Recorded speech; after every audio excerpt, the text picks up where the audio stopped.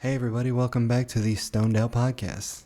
This week's guest is Kirk, and I gotta say, what a story. Of all the trials and tribulations that he has went through, he turned it into an inspirational story. The main thing that I could get from this podcast and this episode and just sitting down and talking to him is never give up. Never give up, and if you have a true passion for something, just don't give up on it. Ever. That's what I grabbed from this. And what a story he has of all the trials and tribulations that this man has went through to turn what he turned it into today is just absolutely amazing. It's just, the episode will speak for itself. And I want you all to enjoy this episode, and I hope that you all grab Never Give Up from this episode. Thanks for watching, and I will see you on the next one.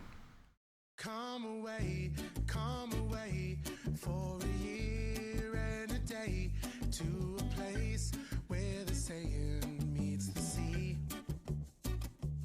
For your worries, they will fade when you sleep under the shade of the marvelous cannabis tree. Do you ever really want to be free? Sometimes life gets the best of me. We're all waiting for the moment to come. Don't come alone. Well, it's all we ever wanted to be. Paint your picture, you can make anything. We're all waiting for the moment to shine. Don't come alone. I gotta find this place, gotta get away.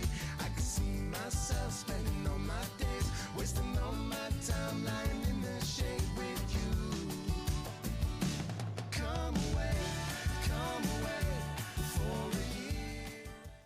And so how's your week been going?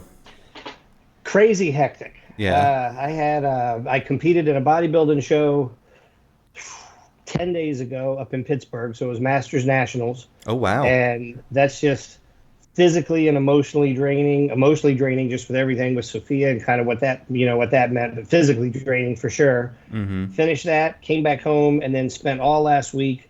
The foundation that I run, we sponsored a bodybuilding show locally here. This weekend was a 2-year anniversary of her death. So we sponsored the show, raised a bunch of money for it. So the week leading up to it was hectic, just getting everything in place. Mm-hmm. Then the show was Friday and Saturday, and then Sunday and Monday was Sunday night was the 2-year anniversary. So it's been a mentally taxing 10 days. So I'm kind of glad for it to be done. And I teach high school nutrition. So Monday I go back to school, and I'm sitting here going, fuck, can I have a few days vacation? I'm not even ready for you. Not to mention, you're in Colorado, you said, right? What's the temperature there? It is hot. I know that, but I'm from Cincinnati, Ohio, and Okay. and the weather is a lot drier out here. So Yeah. and I get a lot of, man, it's really hot. Man, I'm like, at least I'm not sweating bullets. Like, Right. I'm going back to school Monday. I'm like, it's a freaking 103 degrees or something here. You know damn well they're not turning my air conditioning on before I get there. So no. it's going to be miserable when I get there Monday, but we'll see. So Yeah. So how long? Doing good. So how long have you been in bodybuilding? I started, the first time I competed I was probably 26, 27, and I'm 54 now. Mm-hmm. So I competed back, the last time I competed was 2001. Mm-hmm. And I kind of quit. Was in all kinds of sales and fitness, working for Gold's Gym, a couple different other gyms. I was a regional manager. In 2007, I started my own gym with 2 of my friends and didn't have time to compete. And Sophia convinced me 3 years ago. She kept telling me, why don't you get back on stage? You should compete. I said, I don't have any desire. I don't need a trophy. 3rd out of 8th means nothing to me. I could care less. Mm-hmm. And she's like, no, I think you could get your pro card. You could win the whole thing, that, you're in good shape and blah, blah, blah. And I said, we were going to this event. I said, let's talk to the guys at the event, the judges. I said, if they think that could get ready in the next 9 weeks, I said, I'll jump on stage. So when it was all over and said and done and nobody was around, I asked two of the guys who I'm friends with, known forever. I said, she thinks I need to get back on stage. Will you guys take a look at me? And I said, look, I'm not talking, fourth or fifth, third place. I don't need a damn medal. If you think I can get my pro card and become a pro bodybuilder, then I'm all about it. And I kind of stripped down. I wasn't dieting. I was just kind of doing our normal thing. And both of them were like, yeah, 9 weeks, you could get ready. You could make a difference. So I competed for the first time in 19 years, 3 years ago, and I took second. And I was like, okay, not what I wanted, but at least I knew I was in that ballpark and, I meant to be there. And then last year was literally a year and a week to the day after Sophia passed away. So just mentally, I wasn't able to put it together. And I took third or fourth last year, and I was pretty disappointed. And then this year I brought it back to second again. So I'm still 3 years in. I'm like, well, I guess I got to go another year. Because now I feel like I'm too close. I can't walk away with second. So it's been a lot of years, and I started working out. I'm tiny. I'm 5'5". In high school, my first year of high school, freshman, I was 4'10" and 93 pounds. I mean, I was tiny. And the wrestling coach in high school was my geometry coach. Never forget. He's walking through class the first day, and he's taking attendance. And he gets to me and he looks at me. He says, how much do you weigh? I said, I don't know, 90 pounds. He goes, you're starting varsity this year on the wrestling team. Make sure you tell your parents when you go home. I need a 98-pounder. I know nothing. My idea of wrestling is Hulk Hogan. This is 1984. Yeah, the WWE. I'm like, do I get a uniform? Am I smacking somebody with a 2x4? Like, what the hell am I going to do? This is awesome. And I did. I ended up, so I started my freshman year as varsity wrestling simply because they didn't have somebody for that weight. They needed somebody that small. And ended up getting pretty good at it. So I got hooked in it. But that was when I started working out because I was like, man, I'm little. I got to start lifting. So my older brother had some of those old plastic sand weights in the basement of my mom and dad's house in the 80s. And every day after school, I'd come down there and, crank up Judas Priest and Journey and AC/DC and go over there and lift, not having any idea what I was doing. And that was kind of when I got the bug and got hooked. So it's been a lot of years. And I feel it sometimes. Yeah. I mean, it can take a toll, but, if you keep up with it and keep going with it, you young as you feel. Yeah. I mean, I figure this. I turned 54 in June. And when I stepped on stage 10 days ago, that's the best shape I've been in my life, hands down. So, I worry about it. I keep thinking, okay, is this going to be the year that I'm not going to be able to improve? But I think I'm good for a little while. So it's just consistency. Yeah. The diet's probably harder than anything, just making sure you're eating and doing what you do. Somebody was asking me, and I was like, well, it was harder when I was 30, because when I was 30, I was out drinking and going to bar. I was still working out, but I was also staying out till 3 and 4 in the morning and partying and running around and doing dumb shit, At that age, you can handle it, yeah. Yeah, now at 10 o'clock, I'm like, woo, time to go to bed. So it's totally different. Hangovers take like a 3-day recover. Completely different. Dude, I worked at Gold's Gym, and we were in D.C., and we would go out in Georgetown. Gym would close at 10 o'clock on a Friday, Saturday night. We would go out in Georgetown, go to all these bars, hang out. Of course, everybody in D.C. had free memberships if you were a bouncer or a bartender, because we were giving them out. Hey, you work at such and such bar? Here's a free membership, And I would come back to the gym because I lived probably an hour away from the gym. I get back to the gym at like 3:30, 4 in the morning, go to sleep on the yoga mats in my clothes, get up 20 minutes before the gym open, shower, put my same clothes back on, and go unlock the door and go all day. And I can't imagine that now. I'd be like, I need to sleep for another 3 days. Like you said, that hangover lasts a little bit longer than what it did. Yeah, it definitely does. Especially like wine for me. If I drink a bottle of wine, the next 3 to 4 days, I'm just like, every creak and you feel everything. You feel everything. Yeah, it's different. So you said the name Sophia, and I was reading on your bio that your niece and nephew passed away. And if you're comfortable with that, could you talk about that?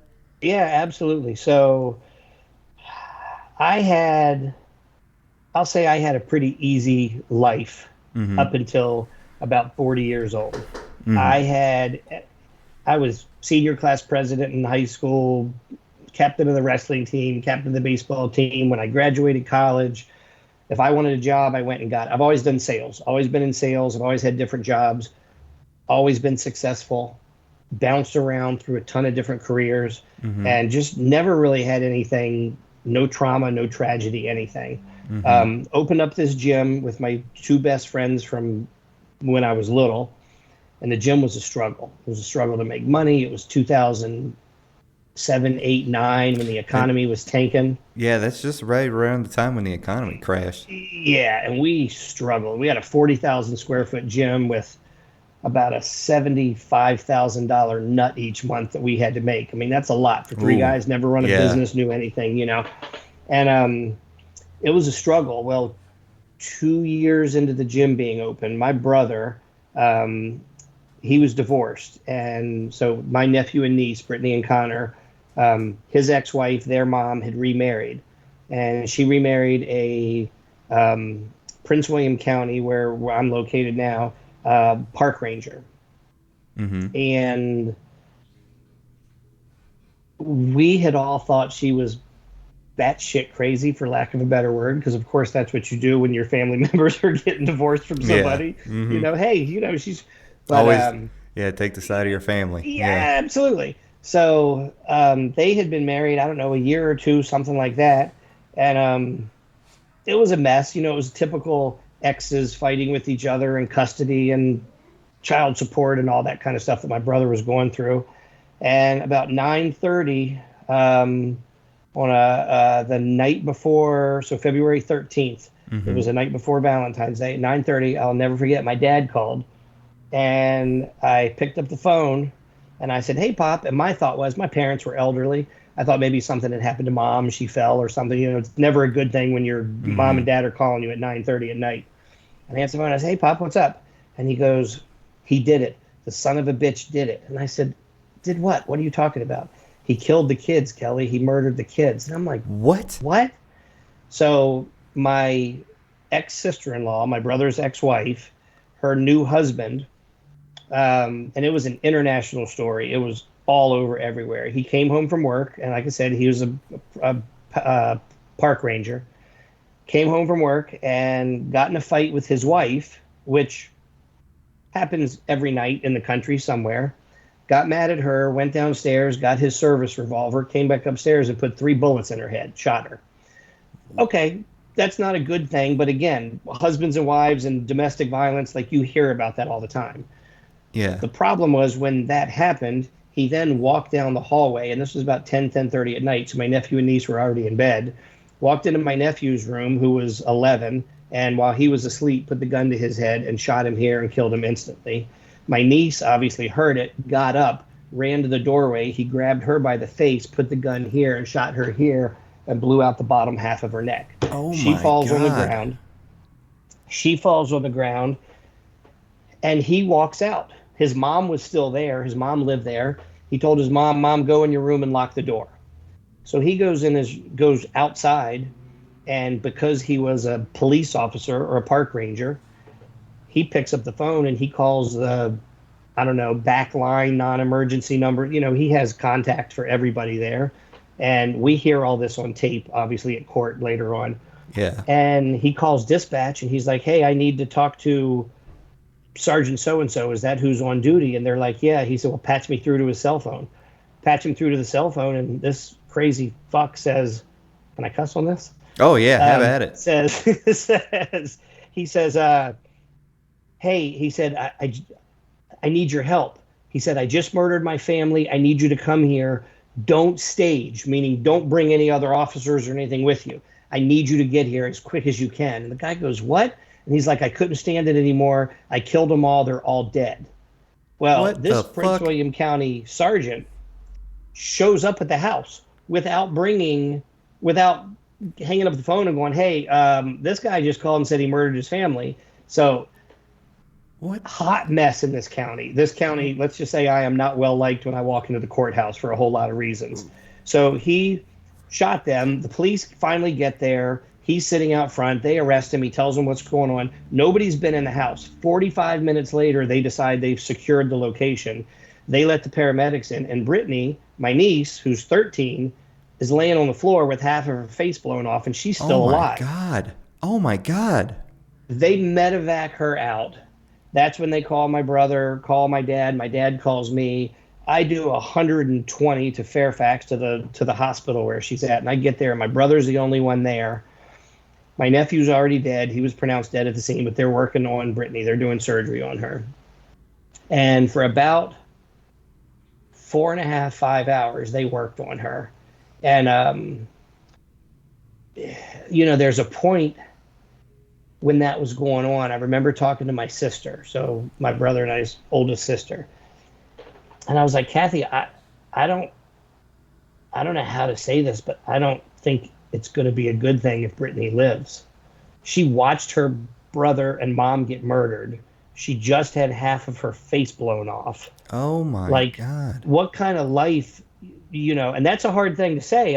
She's alive and fighting for her life, and they're doing surgery, and I'm like, but what kind of life is this girl going to have, if she does survive? Anyway, Yeah. about 2:30, 3 o'clock that morning, they couldn't save her. And they came and got my brother and I and told us. And they asked if we wanted to see her. My brother said, absolutely, I want to see her. And I will never, ever forget. We walked downstairs into the surgical area, into the ER, and there were 17 surgeons and nurses, guys that have been doing this for decades, with their heads down and tears running down their face. Brittany had been calling out for my brother through what little she could talk. They went through, I don't remember how many, pints and tons of blood trying to save her. And we walk into this OR, and it looked like a scene from a murder movie. I mean, there was just blood and crap, everywhere.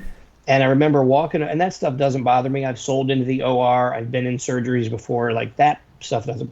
But I remember walking over to her, and we pull the sheet back, and her head, she looked like an alien. Her head was this big from all the swelling of the blood and the fluids and everything on there. And it didn't look human. And you could see half of her face was blown off. Oh, wow. And the only thing that looked like her, she still had a necklace on that my brother had given her. She had some perfume on that smelled like her, 13 years old. She's trying to be cute and everything. And her absolutely gorgeous blue eyes were wide open. And that was the only thing that even resembled my niece. And I sat there with my brother while he, hugged her and talked to her and closed her eyes. And it's just, that was an experience I will never forget. And I owned the gym at that point. And the way that the gym community rallied around it. These are people that are paying me, $30 a month membership. I don't know if they're my friends or what they think or what they don't. They just stood up. They rallied around it. We had thousands. The group exercise room where they do yoga and all that stuff turned into a memorial, makeshift memorial. There were thousands of flowers in there. We couldn't go through classes. You'd think people would be pissed off after a couple of days. Well, can I take yoga? Nobody cared. They just kept bringing flowers and gifts and presents and you name it. At the funeral, there was something like 6,000 people that showed up at the kid's funeral. There was a procession miles long for them. Like I said, it was an international story at the time when it happened because he was a cop, park ranger. Yeah. Murdered his wife, murdered these two kids. I mean, it was all over. Oh my God. But just the outpouring of support, Yeah. blew me away. For people that were my members, my customers, and I found out, but this is kind of a different community, this workout community, fitness community, whatever. It's different. That was kind of the first time I really saw that, for real. So that was 14 years ago, this coming Valentine's Day. Wow. And about 5 months after that, my mom, who was elderly and healthy but older, passed away. Mm-hmm. And I'm sorry for you your know, we loss, sir. didn't. Yeah, we didn't expect it. I mean, you always kind of expect it with elderly parents, but you're not expecting it like right then. Mm-hmm. And we just kind of chalked it up that she needed to go be with her grandkids. They were her. She absolutely adored those kids, and vice versa. Mm-hmm. And that was in October. And over the next 30 days, my dad, who was a year older than my mom, started having memory issues. He would come upstairs and he would say, man, I'm going to go make a cup of coffee. Yeah, coffee. Just weird, couldn't The finish a little sentence. things. Yeah. So we take him to the doctor, and the doctor says, you know what? I'm sure it's because of all the stress from the kids and your wife and all this stuff, but let's go ahead and do an MRI and CAT scan and check you over. Well, they did, and he had a stage 4 glioma brain tumor Oh my 30 days God. after my mom passed away. So originally the diagnosis was, he might make it 30 days. And I'll never forget a friend of mine from elementary school owns a cancer center out here, is a well-known cancer doctor, runs a whole cancer center, cancer team.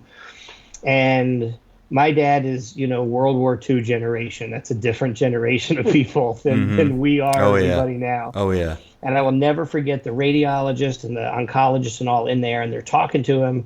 And my dad was healthy. I mean, he was in good shape, and comes in and he says, Mr. Kirk, he says, looking over all your records and everything, when this first hit my desk, I thought 81-year-old male, stage 4 brain tumor, we're pretty much just going to do stuff to make you comfortable. Mm-hmm. And he said, now that I've met you a couple times and talked to you and talked to your family, he goes, we have diagnosed you to be what we call in the medical community, one tough son of a bitch. So we are going to throw everything at you like you're 30 years old. If you're okay with that, we're gonna go after this thing. Mm-hmm. And I'll never forget, my dad, his only response was, am I going to lose my hair? And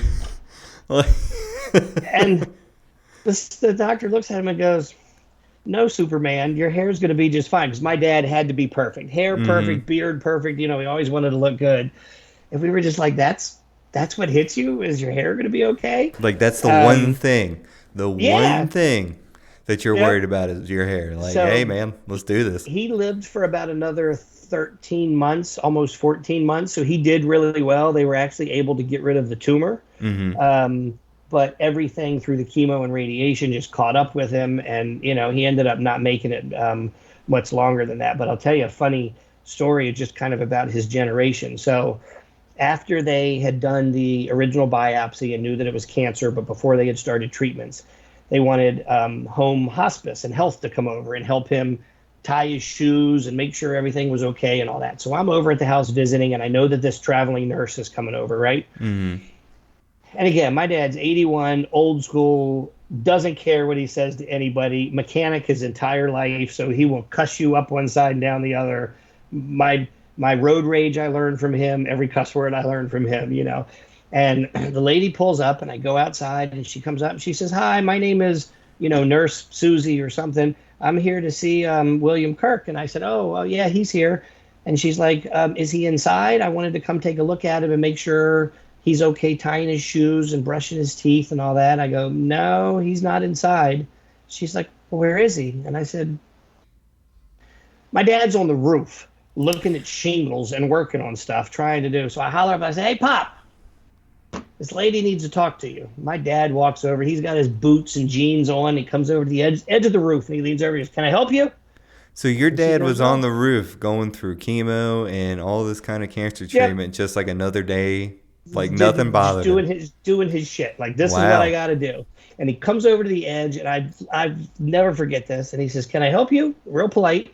And the lady says, oh, good afternoon, Mr. Kirk. I was hoping you could come down. I wanted to talk to you and make sure you're doing okay and that you're able to brush your teeth and comb your hair and tie your shoes and you don't need anything. And my dad goes, I don't need some broad to tell me how to do all that stuff. I'm perfectly good.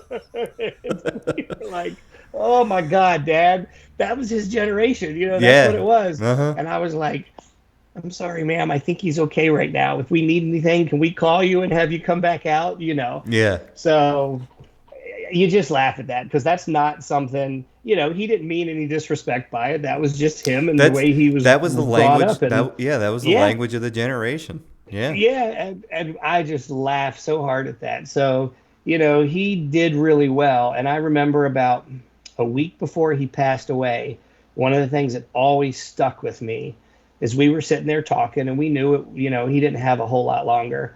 And he looked at me and I was holding his hands and he goes, I did pretty good, didn't I? Hmm. Hmm. I said, "Yeah, Pop, you did damn good, Mm-hmm. and he never told me what he meant, but I know what he meant in life with the kids and his wife and mom and everybody, and Mm-hmm. he just wanted that approval, Yeah. and it stuck with me. It sticks with me to this day. So Mm-hmm. that was everything that happened, back in, oh, like I said, 14, 13 years ago. And in a matter of 18 months, I went from having a pretty good life and everything going great to, two, three tragic deaths in 18 months that I had never experienced anything like that. And over the next year and a half, 2 years, the gym just kept getting worse and worse and worse. And So what started the fall of, or if you don't mind me asking, yeah, what started the fall of the gym and the business? from day one. So it was myself and two business partners. They were brothers, Mm-hmm. and we literally just didn't see eye to eye. We'd been friends since we were 14 or 15. We had this starry-eyed vision of opening up a gym and we're going to make millions and it's going to be easy. We didn't know shit about what we were doing. Mm-hmm. I had run gyms from a management standpoint. They hadn't, but we just didn't see eye to eye It on seems stuff. like more of the book work, I guess, would be the Yeah, problem, it or was the it was a lot of accounting behind and the financing. yep. Yes, it was Yeah. behind the scenes kind of stuff that we just didn't agree with. And again, it was 2008, 2009. The economy sucks ass. The Mm-hmm. businesses are closing everywhere. And we were arguing a lot and going round and round. We'd had the gym open a couple years and we were sitting in our office. We had just had an argument over some kind of finances. I don't even remember what. There was a couple other people in our office. And I remember sitting there and I looked at my two partners and I said, this has been a stressful day. I said, I know we don't see eye to eye on business stuff, but I said, at least we're all still friends. I'm like, why don't we go out and grab a beer and grab some dinner and just not even talk about work tonight? Mm-hmm. And the older brother looked at me and he said, we don't consider you a friend anymore. And I said, huh? Like, And he dick goes, with move, all of man. this that's going on, he goes, we're not friends. And I looked at his brother, and of course his brother took his side, which, I Yeah. understand. Yeah. Stick And with I the said, well, then family. I don't think there's any reason for me to be here. Yeah. And I stood up from my desk and I looked around. I grabbed my keys and a couple things off my desk and I walked out. I never came back. So I walked out and I was the third owner. And I called Power. It was Powerhouse Gym, and I called corporate. And corporate is owned by a man and his family who have been in the gym industry since 1968, 69. They were the original with Joe Gold and this family. They started Venice Beach and just the best in the industry. So did you And reach out to them as like for angel investing or just investing in general? no, And do you I mind if just reached I out to chief on them. my nicotine here? Oh no, do what you got. Okay. And I reached out to them just to tell them what the hell was going on and say, what do I do? I'm a third owner. We're having a dispute. I walked out. So I called and he goes, you know what? You're not the first ones. You're not the last. I need to meet with you. I want to figure out what's going on. So I flew to Connecticut, or Detroit, I guess, actually, at that time. Flew to Detroit, met with the owners, spent 2 days out there. They came out to the gym, met with the other two owners, called me back about a week later, and he goes, all right, I've kind of made my decision. I see where things lie. He goes, they're not going to make, they're never going to make it as gym owners. You're a third owner. What do you want? And I said, I want the gym. I want the gym as my own. I want the gym. Mm-hmm. I want to run it the way I think I can run it. And he goes, so you don't want to fight this legally? And I go, no, I want nothing to do with it right now. And he goes, tell you what, get your finances in order. When they lose the gym, it'll default to me because I'm corporate. I'll pay off the loan. We've had $1.5 million loan with the government, with the SBA. He said, we'll figure out the finances, but get your stuff in order. And when they lose it, be ready to go the next day because I'm going to hand it to you. And I said, Awesome. got it. Yeah. So I spent the next 7 months putting money together, working bullshit odd jobs off of Craigslist. In your Is in your Craigslist even bio a thing still? in your bio you said you were living in your car for a while too. Well, not yet. So Oh, this not was yet. still, Okay, we're getting there. This was We're still, getting there. yeah. This was still, so I had a girlfriend who had 4 boys at the time, and I was living with her. And Now, what age it are was you at what this I point? would have been 10, 12 years ago. So 44, Okay. yeah, 44-ish, 40, 44, 45, right around in there. I'm Okay. 54 now. So yeah, about there. And living with her and her 4 kids, you absolutely think this is the end all be all, Um, and We like I all said, doing odd we jobs. all go through those end all be all kind of situations. Dude, I've had like 10 of them. It's Yeah. awful. And and some the of them I fucked up, and some of them they fucked up. and the So, reason why I asked the age is because potentially somebody that could be listening to this could be at that yeah, stage in their life and say, hey, it wasn't over for him.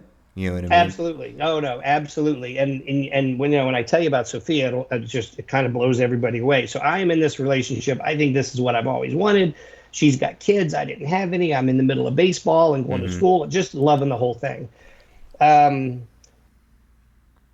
other 2 guys end up losing the gym. They come in. I take the gym over. I show up the next morning, and the gym is trashed. I go get the keys from the landlord. I show up. They have trashed the gym. Cut cord, Those two assholes trashed the gym.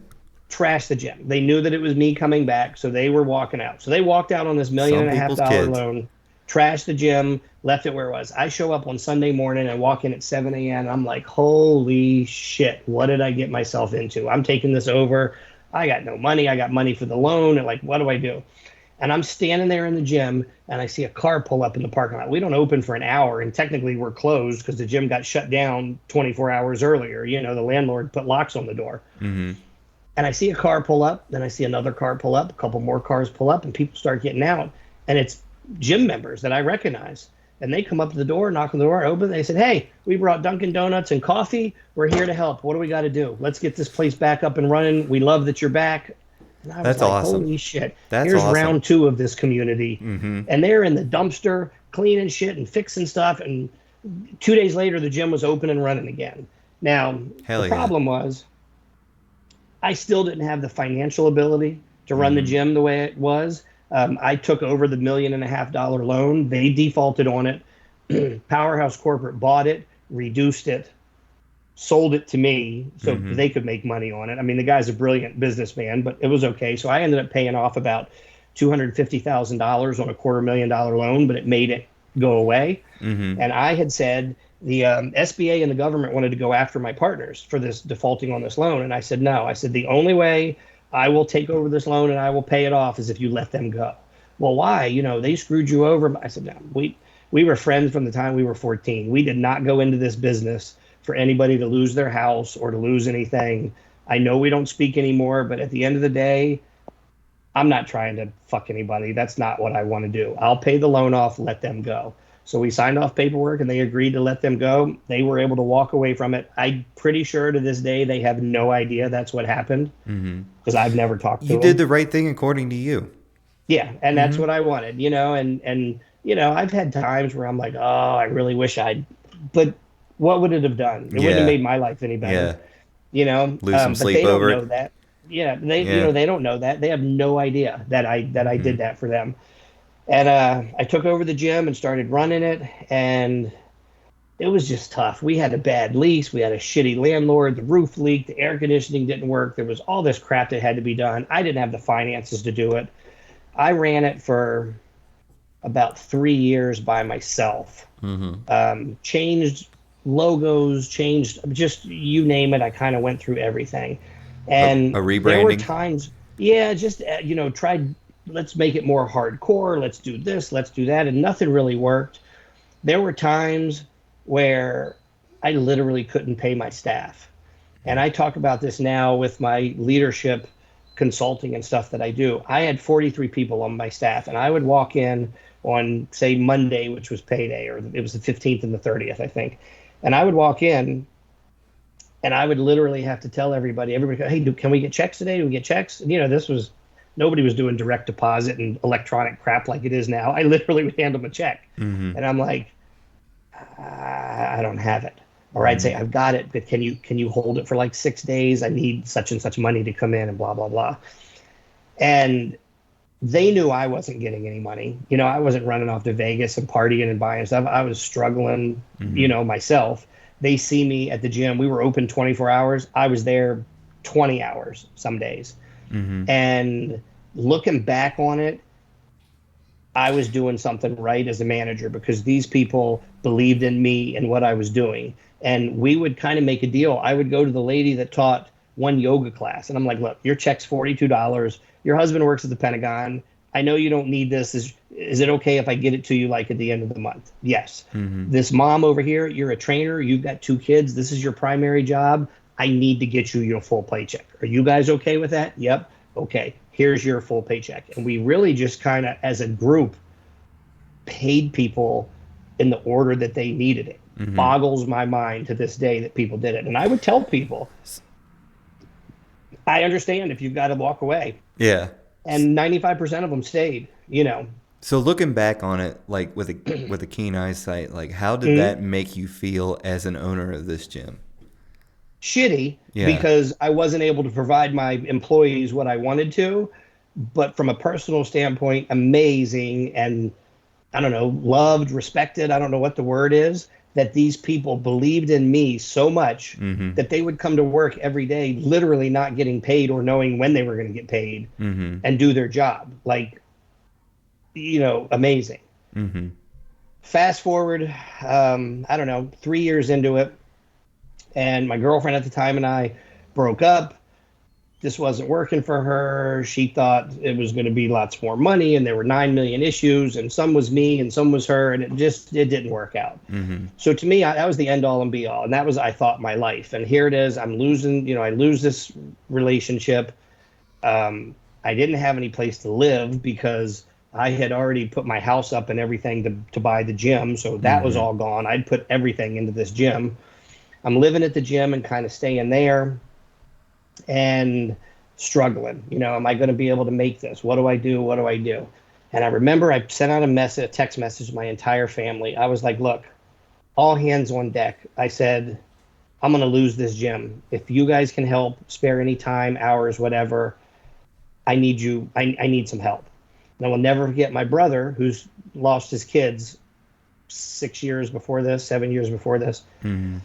He died that day when his kids died. So my brother is my hero. Mm-hmm. And he was a vice president of a repository company, McKesson Bioservices. He was making hundreds of $1,000s a year. He shut down when his kids got murdered. There's no right way to or wrong way to say that that's right or wrong. He just kind of fell apart. And when I sent that text message out, he showed up at 7:00 the next morning. What do we got to do? Let's make this shit work. How do we do it? And it was amazing to see my brother like kick back into that mode and help and do stuff. But unfortunately, it was too little too late. So fast forward probably one more year into it, and I am in the middle of losing everything. And the girl comes into the gym. I come back from lunch, and my front desk guy says, hey, there's a young girl that was here earlier. She wanted to get a tour of the gym and buy a membership. And I said, okay, did you sell it to her? No, she wanted to see you. And I said, oh, okay. She's coming back at like 3. I said, okay. 3:00, this little tiny girl comes walking in, young. Hi, Kelly. And I was like, hi. She's like, I'm Sophia. I know you've never met me. I saw you at a bodybuilding show about a year ago, blah, blah, blah. I really wanted to find out what the gym was all about. I want to compete, and I want to be part of this. And I was like, oh. So I take her on a tour, and of course I'm showing her, here's the leg press, and this is how you do this, and this is what you do for your arms. And she's acting dumb as a rock. Oh, I didn't know that. Fast forward, she knew every fucking thing about it. She was working me as hard as I was working her. She was coming there to try and meet me, and we started talking. She joins the gym. We started talking, every day. And she knew that the gym was a hot mess, knew that I was living in the gym. And after, I don't know, probably 2 weeks, I asked her out. Hey, do you want to go out? We should go hang out sometime, something like that. And she was 21. I was 45. So there you huge go. age difference. And I will never forget, there were these 2 girls that were at the gym every day in there, and they were lesbian partners, and they were hilarious. Love them to death. And every day they're in there, and we would talk smack about members and guys and girls and everything, right? And I'll never forget, they're on the elliptical, and I'm standing there talking to them and asking them life advice like I would everybody. And I said, so I got a date with that girl, Sophia, this weekend. And they were like, really? And I said, yeah. I said, what the hell am I supposed to do with a hot 21-year-old chick? And they were like, we know what to do with a hot 21-year-old chick. I said, that's not what I meant, damn it. I mean, where do I take her? We go to Chuck E. Cheese? What the hell do we go do? You know? So it was just funny. And that was kind of the first time that I realized that nobody at the gym gave a damn what our age was or the difference was. And I was like, okay. So her and I went out and we just hit it off. And in the beginning, we were a little bit concerned personally about the age difference, but nobody cared. You know, my family, I'm telling them, they're like, is she good to you? Yeah, she's amazing. I've never met anybody like her. Then who cares? You know, nobody cared. Yeah, a lot of people that have a huge age difference seem to be like, is everybody going to care? It's like, nobody cares. Love is love. We were the ones that cared. Nobody else gave a shit, you know? And and we lived in this little fitness world. And the only thing that didn't match up is a song would come onto the radio and she would go, oh, this is a classic. Bitch, this is not a classic. This came out when I was in high school. Elvis is a classic, or, you know, the Beatles are a classic. This is not, your classic and my classic are two different things. So we would laugh about that. But otherwise, we lived in the same world. And she was just supportive of me, believed in me. You can make the gym work, blah, blah, blah. And she wanted to compete. And I ended up losing the gym. So I lost the gym. When the gym closed, I was living in the gym. I had no place to go. And she was renting a room from somebody here in Woodbridge, you know, not allowed to have anybody over, all that kind of stuff. She's 21, renting a room in a basement. And I was in a smart car. And I had all my belongings in a smart car and in storage. The two-seater? I ended up, the little teeny-ass smart car. Wow. And I ended up at a rest stop on 95. And I would go to 3 different rest stops at night, and the seat doesn't even go back. You know, I'd kind of lay my head back, put my glasses on, and go to sleep. And then at 6 o'clock in the morning, I'd get up and go in and brush my teeth and clean up and try and find odd jobs off of Craigslist and bullshit on my cell phone, you know. And some days I would work and make $50. Some days I wouldn't. So what are some of the odd jobs you had? Cutting trees, I put down a kitchen floor. Some lady not far from here wanted to have a tile floor put down in her kitchen. Yeah, I know how to do that. Fuck no, I didn't know how to put down a tile floor. But I could figure it out. A box full of tools in YouTube will make you a really good home interior guy, a mechanic, anything. I'm like, I could figure it out. So I did that, landscaping, a bunch of that, you know, and there was stuff where I'm literally the only person out there that speaks English. There's a bunch of illegals and me. And I'm out there working real hard. And I forget what the word for slow down is in Spanish. Like Bosco or something. What's Spanish for slow down? Or like... I don't. I know would what puta means. So they would yell at me because I'm cleaning and, you know, trying to get the job done and get the fuck out of here. And they'd be like, hey, gringo. And they'd say like Bosco or whatever it was. And I'm like, huh? Slow down, man. Don't work so hard. Like, it was just different. Okay. You know? They were great. But so I was doing that. And, you know, in my head, I'm like, this young girl, she doesn't want, why the fuck does she want to be with me? I can't take her out. I can't do anything. I'm living in my car. I'm a train wreck. You know, I got a college degree. I've run businesses. I've made, you know, the number one medical job I had, I think I made like $198,000 one year. Like I've been up here, you know, kind of, and now I'm down here. And it took a toll on me. I was 226 pounds. I was unhealthy. I was fat. I was out of shape. I was miserable, blood pressure high, cholesterol high, just everything. And sounds like me. I don't have a very good physique right now. Like, but you know what my plan is? Like, I devised my own plan. I was like, you know what? I'm gonna be that 50-year-old guy that's just, you just see that he's just ripped, just cut up. Like I'm gonna get you there. I'm gonna hit my stride at 45 and just go for it. Dude, and that's kind of me at about 49 or 50. So she wanted to compete, and I had knowledge and friends and everybody that did, and I wanted to help her out. And I was like, well, we got to get in the gym. You know, how are we going to do this? I don't own a gym. I can't afford a $30 gym membership. And a guy owns a Gold's Gym out here not far from me that when I worked at Gold's corporate 15 years prior to this, he was one of my managers. Called him up. I said, Bob, I said, I need to get a membership for my girlfriend and I. You know, I'm a mess. And he's like, yeah, I heard the gym closed. I'm sorry you didn't make it, blah, blah, blah. He says, I'll tell you what, I will comp you 2 memberships on one condition. And I said, what's that? He said, if you promise me you'll be in here at least 5 days a week working out, I will give you 2 memberships. He goes, if you're not going to use it, I'm not going to give it to you. I said, I'll be there tomorrow morning. Sold. So I called Sophia. I said, we got a gym membership. I went to Walmart.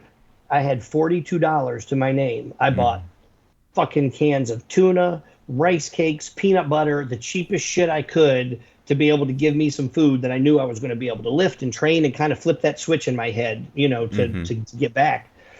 We got up at 4:30 the next morning, walked in the gym at 5 o'clock when it opened, and we started training together every morning and every night. Fast forward 6 months. 6 months later, my physical is getting better. I'm losing weight, feeling better, feeling stronger. I'm looking a little better. And as my physical got better, so did my mental. And life just started changing. And I had a good friend from high school who I was lying to everybody. Hey, where are you living? Oh, I'm with a friend. My family would ask, hey, where are you living? With another friend, with my family. I lied to everybody. I didn't think it was anybody's business, but I was embarrassed. What the hell do I tell them? I'm 40, 47, 46, 47 years old. I can't afford a fucking apartment. I'm living in my car. Like, that's embarrassing. You know, I just had this $1 million business. So I just lied to everybody. And I had a friend from high school that called me out on it. She's like, I know damn well you have no place to go. So she set up her sunroom for me. Right. And I came over and she said, here's a key. She said, I need somebody to help around the house. I travel a lot. You can stay here, take care of the cat, work in the house. We can kind of feed off each other, and you stay here as long as you need to. And Guardian angel just showed up. Yeah, absolutely. Yeah. And I was blown away. So moved in with her, and, you know, helped cook and clean and fix stuff around the house and stuff like that. And little by little, as I said, my mental got better, and I decided I wanted to substitute high school. I was like, oh, that's $96 a day. That's a hell of a lot better than what I'm doing now. That's a guaranteed, you know, $500 a week. Let's do this. Yeah. So I signed up to substitute. I get a job at this high school down near me, and I start working there. And I loved it. My mom was a substitute and a teacher her entire life. And I never thought in a million years I would take a job that gave you a salary and you work 6 hours. I'm used to big ticket jobs and selling big stuff and commission and pressure, you know. It's a different change of pace, isn't it? Completely. Yeah. You know, but I loved working with the kids and I loved being in there. And I ended up taking a long-term job. So I was there about 1.5 years as a long-term sub. I did science for a couple months. I did nutrition and wellness for a couple months. I did English, 9th and 10th grade English. Me teaching Romeo and Juliet. I was like, I don't fucking know any of this. I'm like, all right, all I got to do is stay 2 days ahead of the kids. If I can read 2 days ahead of them, that's all. You know, that's all you had to do. You didn't have to know it. Yeah. So I made it work. And towards the end of my second year there, 1.5 years there, but the second year, the lady who taught nutrition decided she was leaving. She was going to a different school or taking a different job.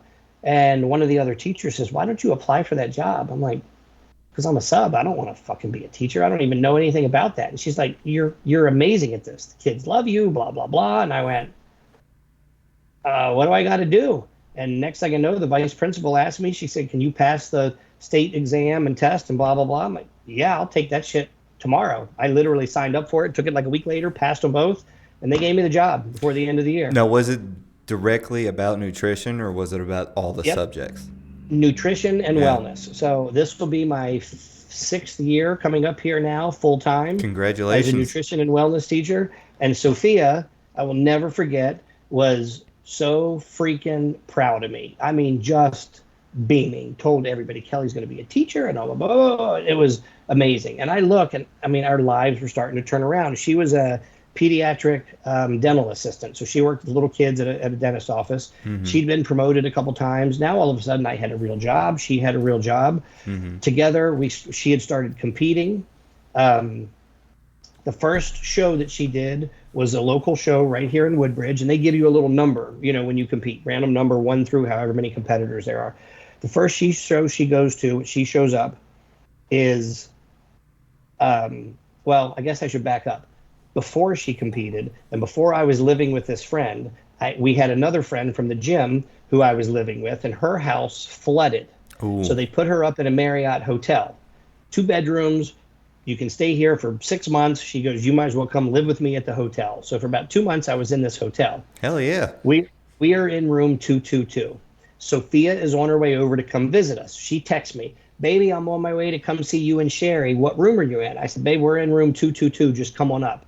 And she goes, okay, 222. Is that on the first floor?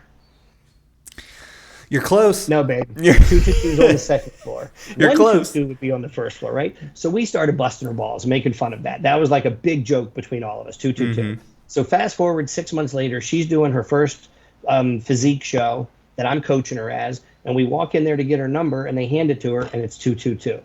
She wins the fucking show in the overall, and we were like, okay. They say if you see sequential numbers like that, or just numbers in the same pattern like that, it's usually a really good sign. Yeah, and we were like, oh, that's kind of cool. Fast forward a year later, a lot of stuff happened in between, but a year later, her and I are at a national show for her to get her pro card and become a pro athlete down in South Carolina. There's 1,400 competitors. 222 is her number again. No Once again, way. She wins her class. No way. There's something. You guys better this, get that tattooed on you. Right? So we were like, okay. So she was just the most proud person of me. She believed in me when nobody else did. It takes one. All it takes is and one. Her and I kind of felt like we're building an empire. I started working for the IFBB NPC, the bodybuilding people. I worked the Olympia, so I've expedited at Mr. Olympia. I'm friends with all the guys on stage and girls on stage. She had gotten to know them. That's a pretty prestigious, not a great paying job, but it's a prestigious job. If you're into the sport, you're literally working with the best in the world. I started a nutrition company teaching people how to do keto, healthy keto, not eat a pound of bacon, but hey, this is how you do it and actually make it work for bodybuilding and fitness and health and all this. And she helped me with that. She was getting certified as a trainer. She was competing, becoming a pro. Wow. Everything was just going great. I'm making money. She's making money. We're getting engaged. We want to buy a tiny house, like literally like a tiny house on wheels that you see. That was our thing. Who in the hell else would ever want to buy a tiny house with me? That's when I knew you are the right one, So are you talking like the tiny house that you see in one of those shipping containers, or? Damn right. Yep. Like Hell one yeah. of those on wheels that you Hell see. I was like, yes. fuck yeah, $80,000. We can have a house. We can have top-notch everything. You can see my big screen. I'm like, we can have a 120-inch screen. We can do this and that. We're little. We don't need a big house. Let's do this. And she was all about it. So between that and food, I am a foodie, and she loved to eat. Loves to eat. And a sidetrack here will explain this to me after I lost her. I was coming down the road, and I was talking to a friend one night, and they were like, hey, what are you doing? I'm like, oh, I'm on my way home. I said, I think I'm going to pull off this exit, and there's a Golden Corral over here. You guys have a Golden Corral? Like Golden right? Corral. Nastiest ass food ever, but it's like $11 all you can eat. And it's just... I love it. I love Golden Corral. Right? So I told this friend, I was like, yeah, I'm going to pull over here and go to Golden Corral. And I'll never forget, they go, ew, why would you want to go to Golden Corral? I'm like, because it's fucking $11 and I can eat for 2 hours. Are you kidding me? Yeah. And what dawned on me then was, had I told Sophia, hey, babe, let's go to Golden Corral, she would have been like, hell yeah. Are you ready to go? Like, we were just so compatible and everything. We cook together. We clean together. I have a YouTube page called Swole Kitchen where we do stupid shit and make food videos and show people that you can be on a diet, but you can still have fun and eat good food. So I dress up in costumes and do dumb shit. And we've about 100 videos there. We were making videos every night. We trained together every night. During the day, I went to work and she went to work, but then we met up 5 o'clock to work out. Weekends, we travel. We worked at these shows.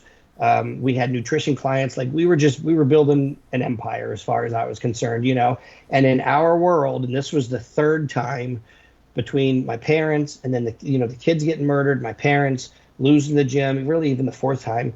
And nobody cared that there was an age difference. Nobody cared. In our little world, we were just the best. It was your Everybody loved world. her, loved me. It Yeah. was our world, and we loved it. It was simple, you know. Mm-hmm. I owned my school clothes and gym clothes. She owned scrubs and gym clothes. Like that was it. Every once in a while, we get dressed up, and I'm like, I got a girlfriend. Wow, we're going out. Check this out. You know, you just didn't think of it, but we were just. It was perfect, and I've had enough relationships. You know, like I said earlier, where I know what's out there, and I've screwed some of them up, and they've screwed some of them up, but I know what's out there, and we just. It sounds cheesy, but it was just perfect. You know, I Mm-hmm. absolutely adored her, and I've never had anybody look at me like she does that was so proud of me. It was just amazing. And this was like during COVID, and her mom lives in Jacksonville. Sophia was 27 at this point. Like I said, we're looking to get engaged. We had a ring picked out. Um, she was finishing up her pro card, her personal training, just had been promoted at work several times. I'm teaching, I'm coaching, just everything was going amazing. And Monday of the last week in July, her mom texts her and says, "Hey, I'm going to come up and see you." She hadn't seen her mom in about a year and a half because of COVID. And we normally would make trips back and forth to Jacksonville all the time. But with COVID and all the crap going on, we never did. And she said, okay. So her mom came up on Wednesday. Um, on Monday and Tuesday and Wednesday, I saw her, and she wasn't feeling good. Headaches, joint pain. She was having issues peeing, going to the bathroom, bladder issues and stuff.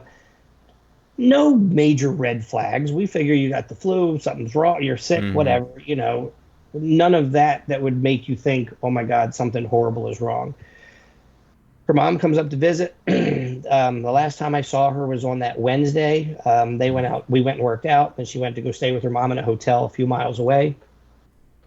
And Thursday, she went to work. We talked, but I didn't see her. Friday, the same thing. And on Friday night, I was at dinner with some of the IFBB judges. We had this show on Saturday right here locally that we were going to be part of and work at. And I talked to her about 10:30 that night, and her and her mom had been out and had some Italian food and wine. I said, "How do you feel?" She's like, "I'm okay. I don't feel really good, but can't really put my finger on it." And I said, "All right, well, enjoy tonight with your mom, and I'll see you tomorrow. And you know, if you still don't feel good on Monday, let's get you to the doctor and see what the heck's going on." Okay. And said, "I love you. I will see you tomorrow morning." She sent me a text message, "Baby, I can't wait to Snuggles." That was my name, so I hate to let that one get out. Snuggles, I can't wait to see you tomorrow. I love you so much. You know, good night. And she went to bed, and I went to bed. And about 12:30, my phone rang, and it was her mom. And her mom, you know, had it together. And I answered the phone. I said, "Hello," and she's like, "Kelly," and I said, "Yeah." And she said, "Sophia's dead." What? And I mean, the wind, the life was sucked out of me. The wind was sucked. What happened? What happened? She said, I don't know. And I hauled ass over to the hotel. Of course, the police are there and paramedics are there and everything. And um, she had a heart attack, and nobody knows why. The autopsy was done really fast. Didn't really show anything. Ju- There's some speculation. Yeah. Maybe she had some kidney issues or something. She was from Georgia, the country Georgia. Mm-hmm. So no family history, you know, no medical history from when she was little. Um, but no idea why, you know. And I Just had a forensic pathologist tell me, he said, you know, Kelly, he said, sometimes we're able to go through and find out what caused it. He said something made her heart at 27 and an athlete stop. I don't mm-hmm. think it was her heart. Something else caused it, you know.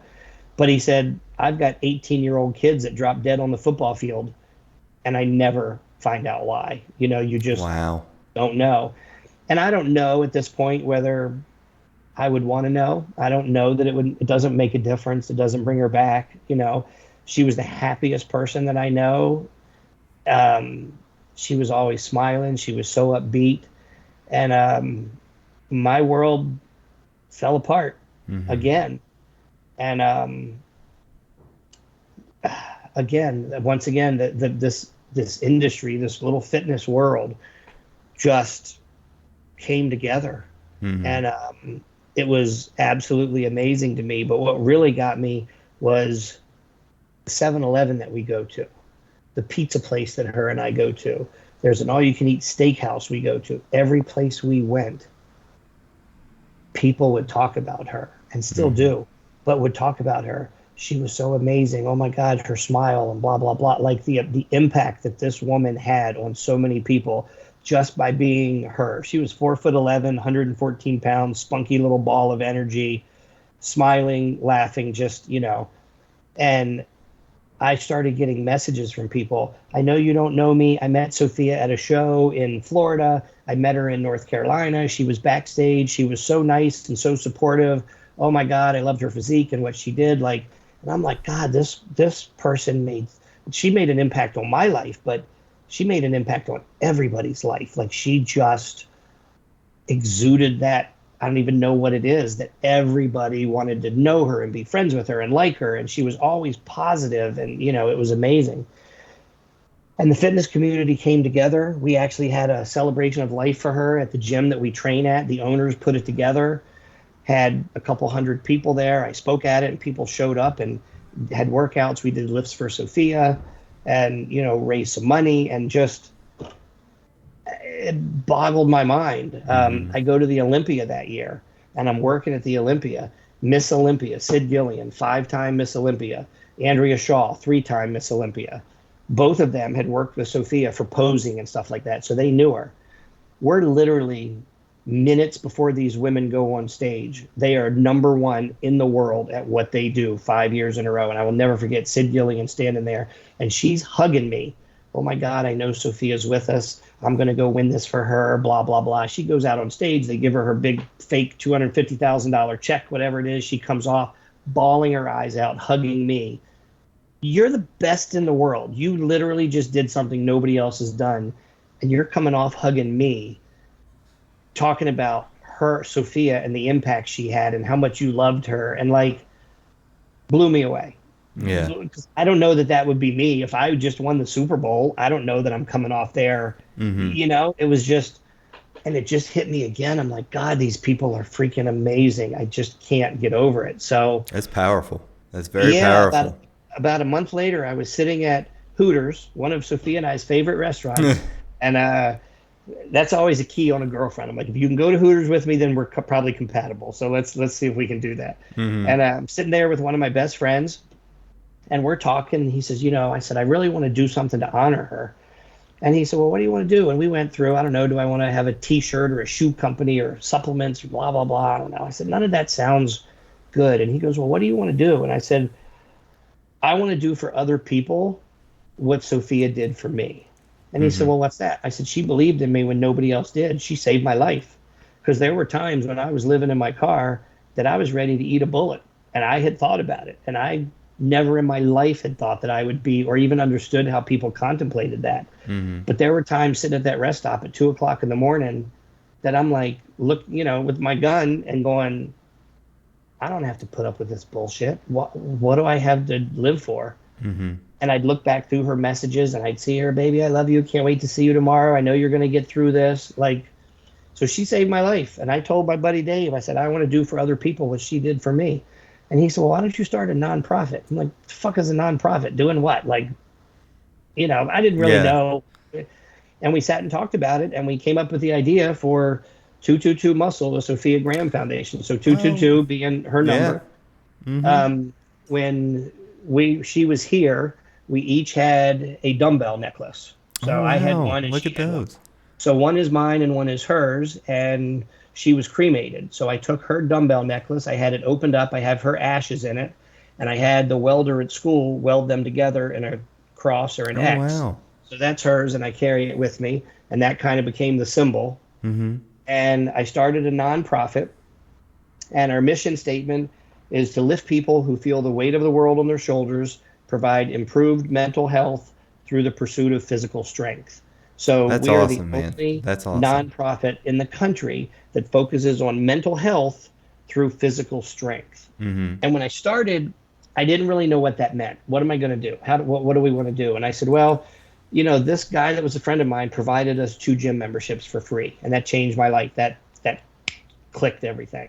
So let's do that for other people. Let's raise money to give free memberships to somebody going through a trauma or tragedy where that gym Mm-hmm. membership might save their life like it did mine. Mm-hmm. So I've dealt with people with cancer, a guy that got out of jail, a couple of different addicts, people with depression, people who have lost people, and that's what we do. But I was like, I know there's more to this. I just don't know what it is. It's going to have to evolve, you know. And Mm-hmm. this was, I started it on February 22nd, 2022. That's when I launched the thing on 2022. Um, and the first year was a struggle, just trying to figure it out, you know, raising a little bit of money, but really not knowing where I wanted it to go. Mm-hmm. And the beginning of the school year last year, I always talk to the kids about my life, my story. It's an open book. We're nutrition and wellness. In the beginning of the year, it's wellness. I talk about mental wellness, physical wellness, spiritual wellness. You know, we talk about drugs, vitamins, mineral, you name it, mental health, bullying. We kind of go through everything. Mm-hmm. And this past year, as I was telling my story, I realized I was able to tell my story with emotion, but not overwhelming sadness emotion. And it was powerful. I had Mm-hmm. so many kids come up to me, Mr. Kirk, and I'm in a school that is not high income. And I had kids come up to me who had lost their brothers in gang violence, you know, their dads to drugs, different stuff, and telling me how much they related to this. And thank you so much for telling us that. And it's amazing to hear that, and blah blah blah. And I was like, you know what? There's something here. This is kind of what I was meant to do. And 5 years ago, I had looked at the John Maxwell leadership program, and they teach you to do keynote speaking and leadership to businesses and all this stuff. And it's an expensive program. And Sophia loved that idea. She's like, this is you. You need to do this. You need to tell your story about the gym and your Hmm. nephew, niece, and mom and dad. And you were meant to do this and go inspire people and all this stuff. No, it's not right for me. I don't really have the money. The timing's not right, blah, blah, blah. So fast forward to this past October, and I sent a message to the guy who I had talked to 5 years before. He writes me back, hey, Kelly, good to hear from you. How are you and Sophia doing? Is the business good? Are you doing great? Glad to hear you. Hope we can get it. And I said, well, you know, my story's changed since 5 years. So he calls me, and I told him what happened, and he was silent. And I said, so my story's changed, and it's changing every day. I own this 501c3 nonprofit, and I'm raising money, you know, for um, gym memberships for people and stuff. But I feel like there's something more. And he was like, you need to do this. You need to get certified, graduate, be part of this whole program, and you need to get her mission and her word and her life, you know, out there.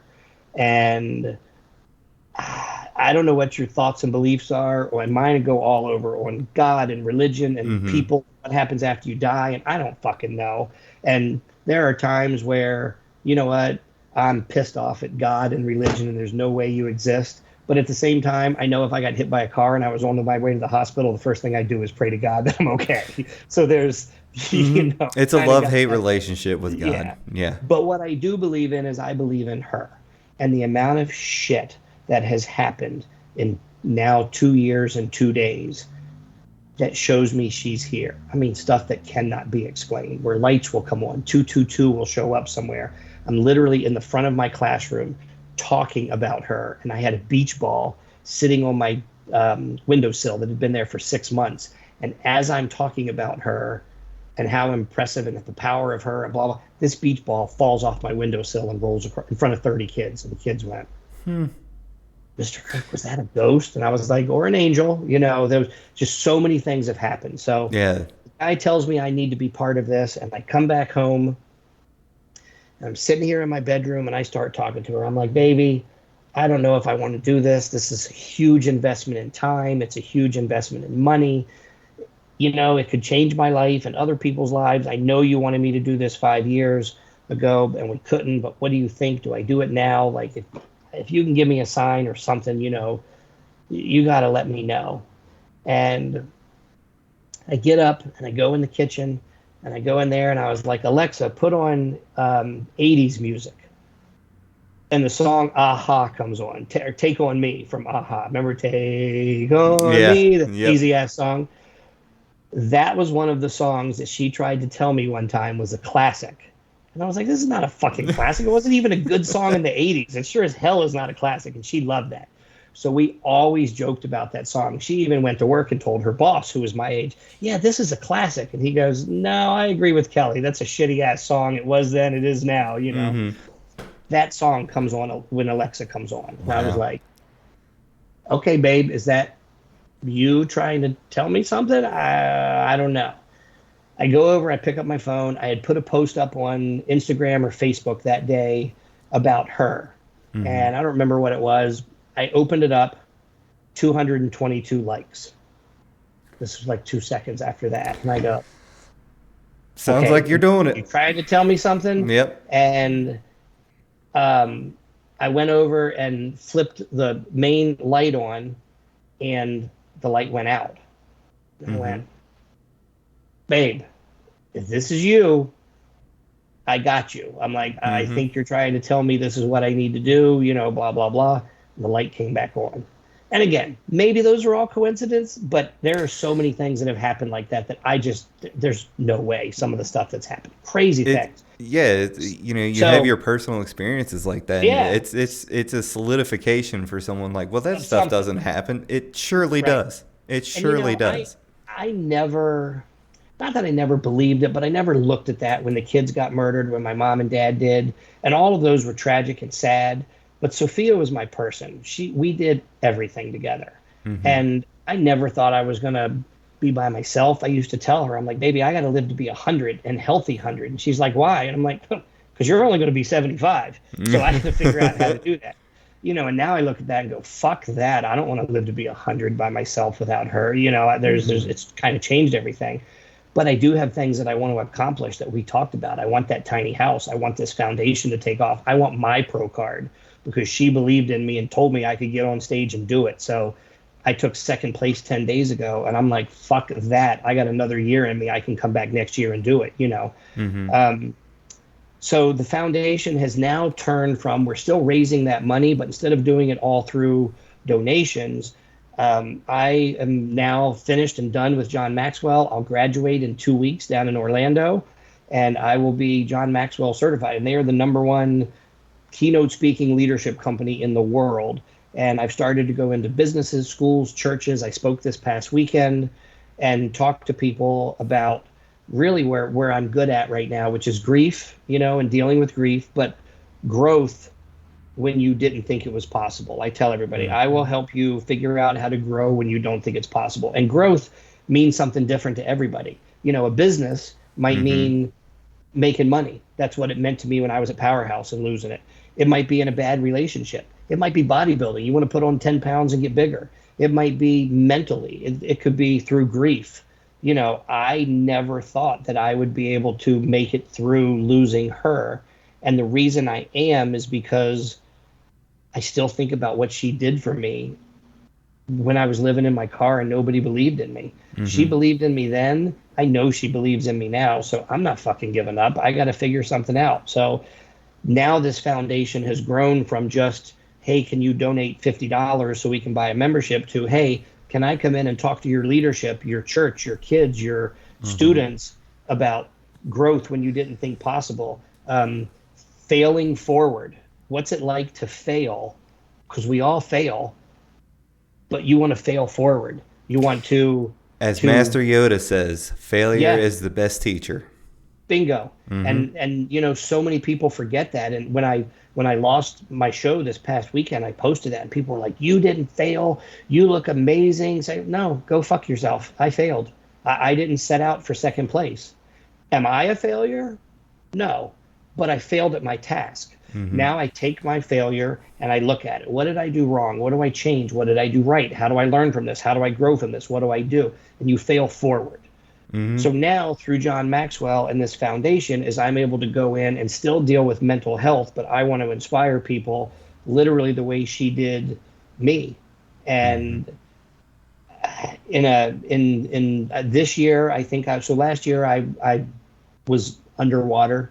This year, I think the foundation, depending on whether I have any grants or anything come through, it'll probably be a $50,000 foundation, maybe a little more. I mean, we're doing well so far. It could go bigger, But in 5 years, I want this to be $1 million organization. And this is what I want to do. I want to inspire people. I want her to have a legacy. Um, I don't know or think I ever date anybody ever again. I kind of think I'm done. If I was 30, it would be different, but I'm 54. I know what's out there. I don't have any desire to go through that shit again, you know? And I don't think it would be fair to anybody for me to have to compare them to her and my relationship with her. I don't know how I would ever not do that, you know? And Mm-hmm. I know you never say never and you don't know what happens, but we're 2 years into this and people, oh, are you back out dating? I can barely fucking get out of bed some mornings. Are you kidding? Yeah. And, you know, the only reason I do is because I lay here and I think about when we were in prep, the alarm would go off at 4:30 and my old ass would reach over and hit the snooze button and she would be up, boom, and her feet would be going and she'd get everything and she'd have my lunch made and shit done. And all right, baby, I'm walking out the door. I got to go do cardio. And I'm like, oh my God. So I think about that now. I'm like, I know if you were here, you'd be on my ass to get up. So I get up and I go. Mm-hmm. I go to the same restaurants we went to. I do the same things we did. Nothing in my life has changed. Working out and walking into the gym is the hardest fucking thing I do. My entire life, that was the best part of my day. And now it's the toughest thing I do is to walk into the gym and train without her. Mm-hmm. But I refused to quit. She would kick my ass if I quit and I gave up. So I'm gonna blow this foundation up. It's gonna be what I want it to be. I'm gonna help a lot of people. You know, like I said, I spoke Saturday, and after I talked Saturday to about 200 people, and I had so many people come up to me, and man, that was so inspiring. And I mean, I talked for 10 minutes, and what do you mean? To me, it doesn't feel that way. Mm-hmm. You know, my story doesn't sound like that big of a deal, and I have so many people, oh, you're so strong, and no, I'm not. I cry every day. There has not been one single day in the 2 years that at least at some point I haven't lost it. Sometimes it's in the gym. Sometimes it's in the grocery store and I go to get ice cream and it makes me think about her. And all of a sudden I'm standing there with fucking tears rolling down my face. Mm-hmm. I don't care. I've lost it in school. My students have all seen me cry. You know what? It is what it is. Try and go through what I've gone through. Mm-hmm. I'm not going to fake it. I'm real. I'd rather people know that it's okay. And, Mm-hmm. you know, it is what it is. So that's kind of where I'm at now is I'm going to turn this foundation into $1 million organization. And I want to change people's lives like she did mine. You know, I posted yesterday was the 2-year anniversary and I wrote this long post for Facebook and I ended it. I said, you know, Sophia Graham, you changed my life twice because she changed my life when I met her and we got together and all of a sudden I had the world at my feet and everything was amazing. And when I lost her, she changed my life again. And that's pretty fucking impactful to know that somebody can have that impact on you and change your life, you know, in such a drastic way twice. Mm-hmm. So that's kind of what I hope to do for everybody else. So, and it's not that I'm not, you know, I know I'm still grieving. It's only been 2 years, but I'm happy. I joke, I laugh, I have fun with my friends, I laugh at class, the kids like me. Like if you didn't know that I had been through everything, you probably would never think twice about it. Mm-hmm. But at the end of the day, I'm sad. I miss her. I miss everything. She would be sitting here right now watching me do a podcast, you know, or watching TV or whatever it is. Mm-hmm. And that's never going to go away. That sadness is never going to leave me. So, you know, it's not some horrible, sad depression kind of thing, but I always kind of look at her and where I want to go with this. Like, who's the guy from America's Most Wanted? Adam Walsh. Mm-hmm. So John Walsh's son was murdered in 1987. And if you say Adam Walsh or the Adam Walsh Foundation, people still know who he is. And that's my goal. Everybody might not know Sophia Graham right now, but at some point, They will. everybody's going to know who the hell Sophia is and what she did and what she meant to me and what she meant to so many other people. So, you know, I know some of that sounds kind of cheesy, but every time I speak somewhere or I talk to somebody or I tell them what I'm doing, I just get the absolute best response. And the people that I've been able to help are so thankful to me, you know, that I've gotten them a gym membership or something small like that, or just something I've told them. I've received so many messages from people, you know, that have said this is inspiring. And sometimes I'm depressed and I have this going on and that going on. And I think about your story and everything you've been through. and I think about Sophia, and um, it's what gets me out of bed in the morning. So that's when I know I'm doing the right, doing the right thing. So Mm-hmm. that's kind of my story. That's where I'm at. I'm happy, but I'm never going to be the same, and I'm never going to quit. Yeah. So Never give up. Never nope. surrender. And Kelly, you have an amazing story. You have a lot of trauma, and you've turned it into an inspiration, and I find that very admirable. And I, where can everybody find you? The easiest place is either 222muscle.com or sophiagrahamfoundation.org. And that has the links to me and my what I do from Maxwell and speaking. You can donate there. You can buy shirts and gear and bumper stickers and water bottle stickers and stuff like that. You can read our mission statement. You can read about lives we've saved and people that we've helped. You can see events that we've done from everybody from Mr. and Miss Olympia are on there to friends and family and people that we've taken care of, some of my speeches and stuff like that. But that's the easiest place, sophiagrahamfoundation.org. Like I said, I still rely on everybody's donation. So if everybody goes and buys a T-shirt or a sweatshirt or can donate some money, believes in what we're doing, if anybody owns a business or anything that is looking for some inspiration or somebody to come in and talk to your management group, your sales group, your church group, your kids that are going through stuff, that's what I do. And I kind of tailor my speeches and what I do to whatever group I'm going in to see and kind of make that message fit with whatever they have. But at the end of the day, it all ties back into her, which is crazy to me. I never thought that I could take what she did and tie it into so much stuff and go, wow, she impacted everything. It's very So, inspiring, man. sophiagrahamfoundation.org, definitely. Very inspiring. Facebook and So, Instagram, I'm all over that too. But sophiagrahamfoundation.org is where you'll be able to find links for everything. well, Kelly, I appreciate you coming on the podcast, man. And Yeah, thank you for talking. And what an inspiration. it was awesome. Had a That good time. I enjoyed talking to you and catching up and being. It's nice to be able to talk about her.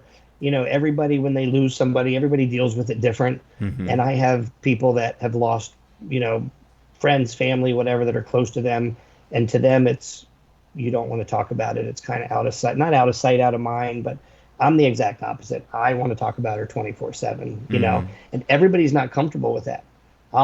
Somebody will say, really. "Hey, have you ever been to Golden Corral?" And I go, "Oh my God, Sophia and I's favorite restaurant. We freaking love Golden Corral." And you'll see sometimes the people will react like,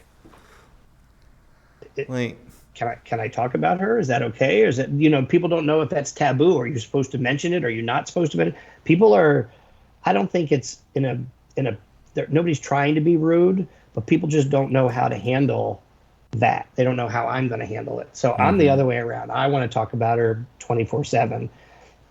Does it make me sad? Yeah, I'll get off this podcast with you and I'll break down, fall into pieces, and bawl my eyes out for a little while. But at the same time, there's nothing I would rather be doing than sitting here talking, talking about her and what she meant to me. So it's good stuff. I appreciate being able to come on here and talk to you, and hopefully we can stay in touch as this foundation grows and you can kind of see where my story takes all of absolutely. us. Love to have you back on. Love to have you Awesome. back on. Love it, love it, love it. So, sir, you have a great night, and I will definitely keep in contact with you, sir. Let me get a picture of us here on this thing while we're finishing it up. Scoot it over just a little bit. There it is. Yeah. Wow. All right. Awesome. I appreciate it. Thank you. Have a good night, Keep in sir. touch. Let me know. Yep. Sounds Definitely good. will. Definitely All right. will. Bye. Bye bye.